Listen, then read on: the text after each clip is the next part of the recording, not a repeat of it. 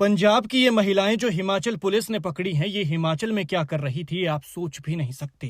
कोई नशा या चिट्टे का काम नहीं, बल्कि इससे भी घिनौना बच्चों को खरीदना बेचना। और कैसे करती थी ये जानकर तो आपके होश ही उड़ जाएंगे। लेकिन सोचने वाली बात है कि आखिर अपने जिगर के टुकड़ों की डील के लिए माँ बाप का दिल कैसे मान जाता होगा।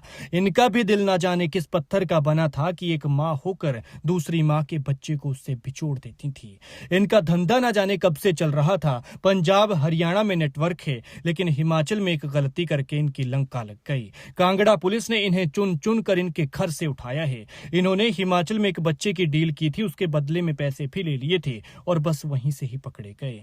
ये कैसे पकड़े गए वो भी आपको बताएंगे, लेकिन उससे पहले इनकी चौंकाने वाली एक बात जान लीजिए कि आखिर ये कैसे बच्चों को खरीदते और बेचते थे। तो पुलिस की जांच में ये सामने आया है कि इन महिलाओं में से कई महिलाओं का संबंध आईवीएफ क्लिनिकों और स्वयंसेवी संस्थाओं यानी एनजीओ से रहा है। दूसरे शब्दों में कहें तो कुछ आईवीएफ क्लिनिक और एनजीओज भी इनके साथ मिले हुए हो सकते हैं, जिससे इन्हें ये जानकारी मिलती थी कि आखिर कौन से दंपत्ति के बच्चा नहीं हो रहा है और वो संतान के लिए परेशान हैं। बस यहीं से ही अपना शिकार पकड़ते थे और दूसरी तरफ ये तलाशते थे कि कौन महिला अपने नवजात बच्चे को बेचने या किसी को सौंपने की स्थिति में है, और फिर इनका काम हो जाता था। एक तरफ जरूरतमंद था और दूसरी तरफ मजबूर, और इनका अवैध नेटवर्क फल फूल रहा था। देहरा पुलिस ने ये जो 9 लोग पकड़े हैं, इनमें 7 महिलाएं और 2 पुरुष शामिल हैं। पुलिस ने इन्हें पंजाब और हरियाणा के अलग अलग इलाकों से पकड़ा है, लेकिन हाल देखिए, एक महिला तो 60 साल की है, उसे भी मां से बच्चे बिछोड़ने पर तरस नहीं आया, जबकि खुद एक मां होगी।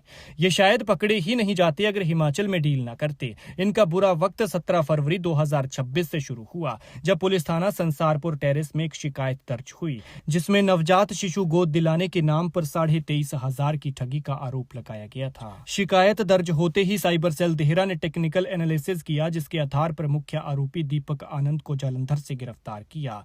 और जब इससे पूछताछ की गई तो पता चला कि अकेले नहीं, बल्कि इनकी तो पूरी चेन है और नेटवर्क तगड़ा फैला हुआ है। पूछताछ में अंतर्राज्यीय गिरोह के तार खुलते चले गए। जांच में सामने आया कि आरोपी दीपक आनंद नवजात शिशुओं की अवैध खरीद फरोख्त के मुख्य एजेंट की भूमिका निभा रहा था, जो उन पति पत्नी को गिरोह से जोड़ता था जिन्हें बच्चे की जरूरत होती थी।